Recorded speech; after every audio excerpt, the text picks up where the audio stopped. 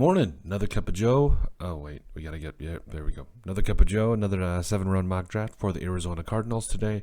Well, the first one for the Cardinals, another 7-round mock draft for us. Another thing you might notice is we're not going down the line at all. Like, we're not going down the, we started going down the line, but then we're like, why?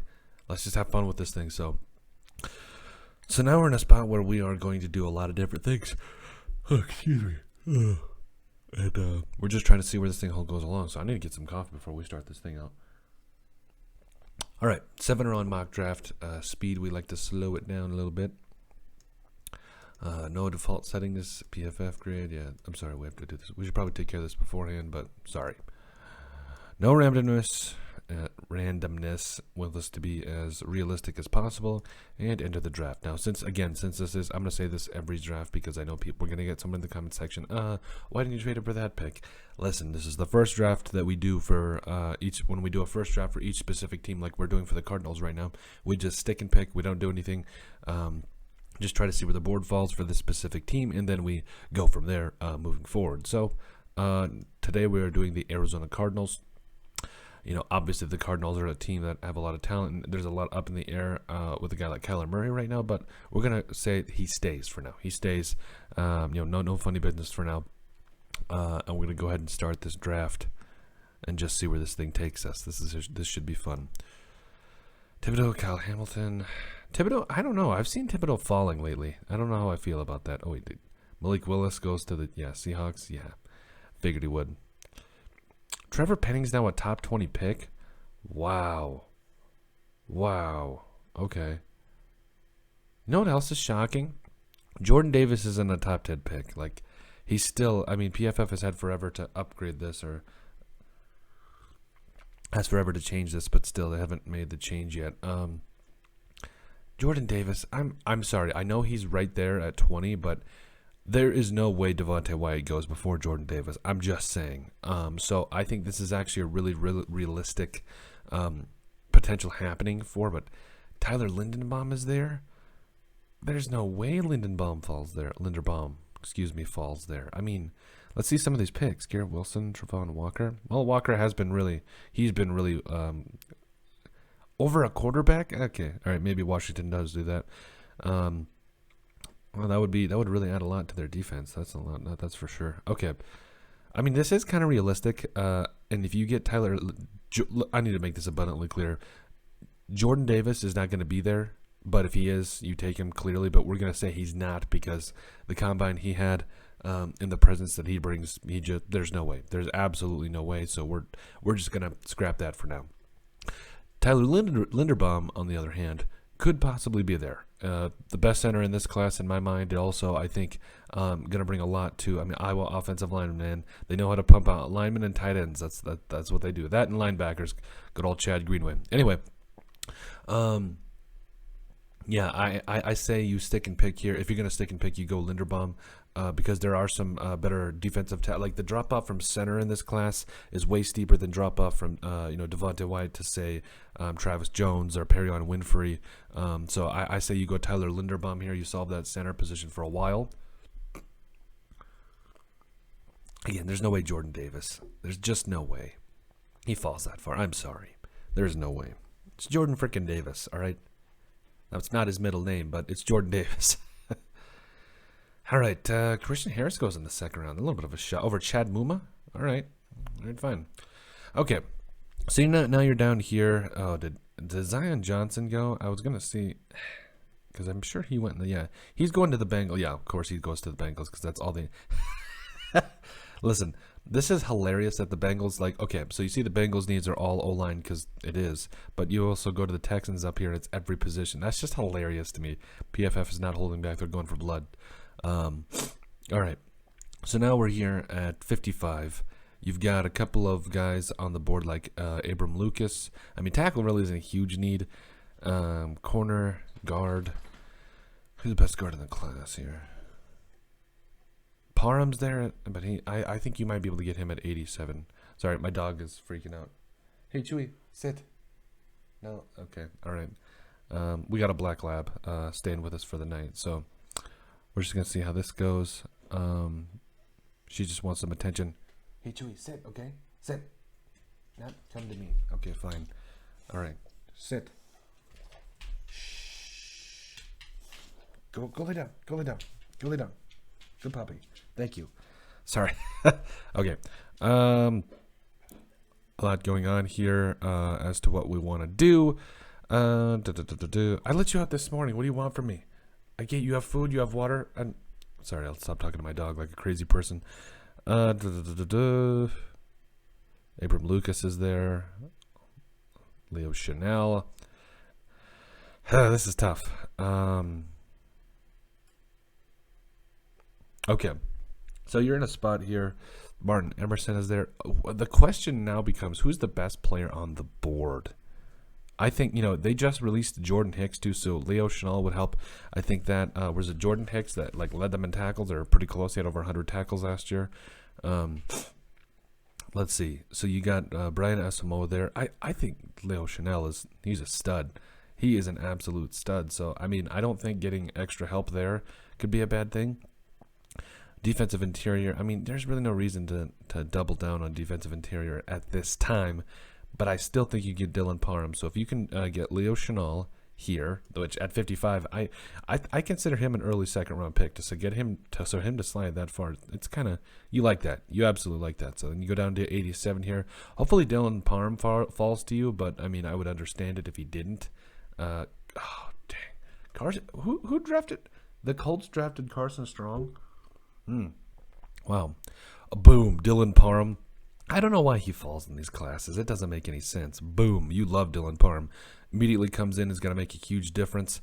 Now, the best case scenario here would for Marquise Hayes to fall to you somehow in the 5th round. That's like, who's the defensive the guard last year? Trey Smith falling to the Chiefs in the 6th round, and then they just getting him and he starts and he's amazing. Like, come on.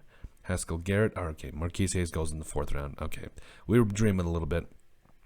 And I know you probably would like to see more corners at this place, but I'm not reaching for a corner. Like there is, unless you can get a guy like Khair Elam who falls to you in the 2nd round, I'm not reaching for a corner because this is actually a pretty quality corner class. I think you can get some good guys in the 5th through 7th rounds here. So, and you still got 5 picks if you're the Cardinals.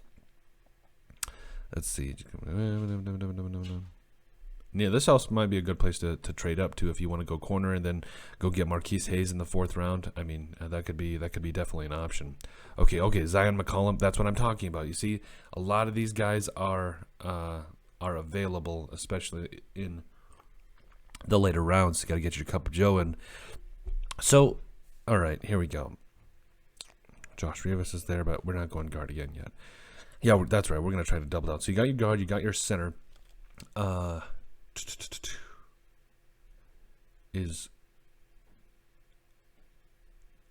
have a feeling Noah Ellis is not here anymore, is he?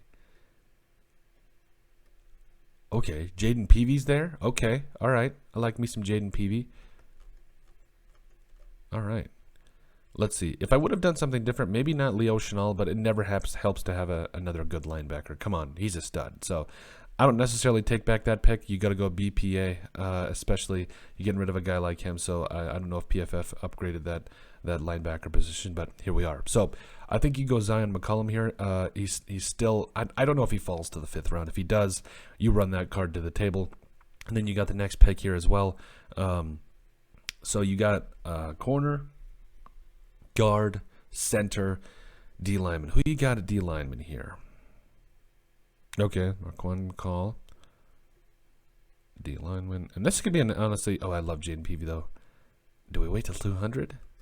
I think we wait till 200. Jaden Peavy, I have not seen him going very high, which is kind of shocking to me. I think he could be very much a quality defensive end, or defensive tackle rather in the NFL. Excuse me. Kevin Austin's there. Do we go Peavy? Do we just say you know what? We go Peavy, Jordan Peavy.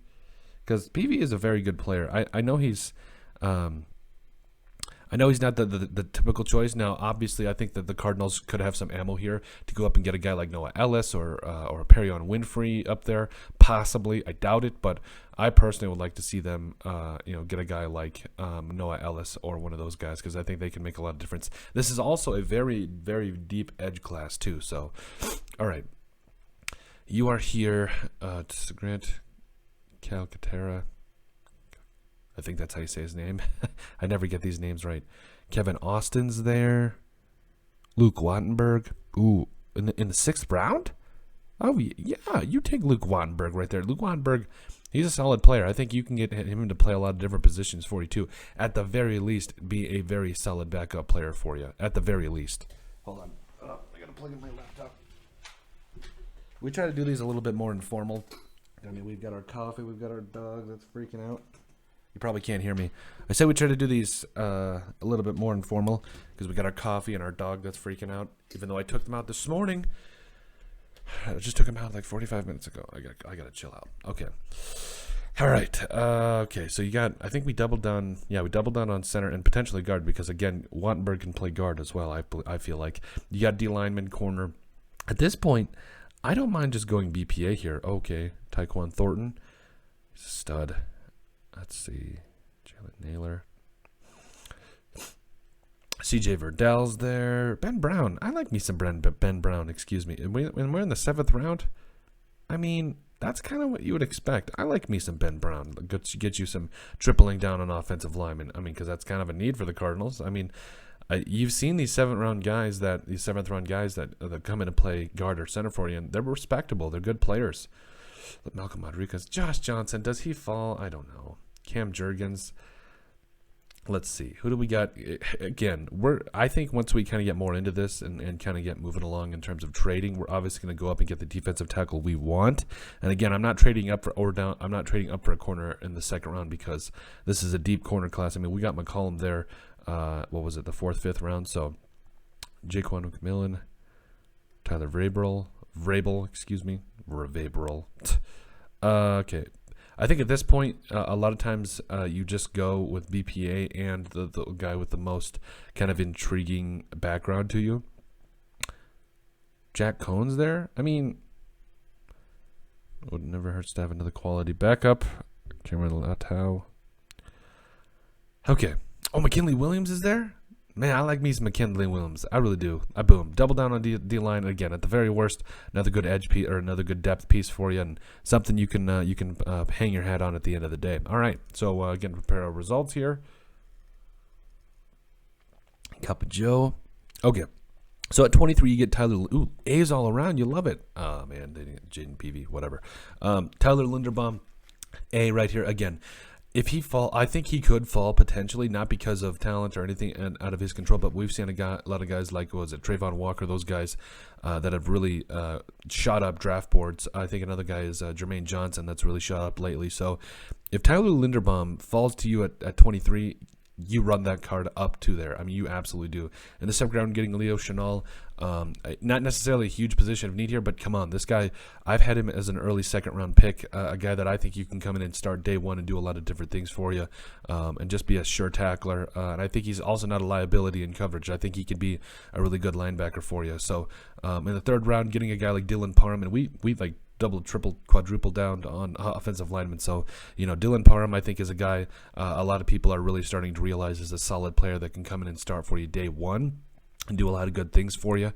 And I think, again, this is a major need. So 2 other top 3 picks. You get O-lineman for the Cardinals, get him some O-line help.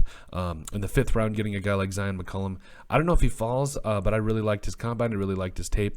And I think he's going to be a very solid player moving forward. With the next pick, Jaden Peavy, you get him at 177 here. A little bit of, they probably thought it was a little bit of a reach, but not me. I like Jaden Peavy. I think he's going to exemplify everything you want in terms of a Cardinals defensive lineman.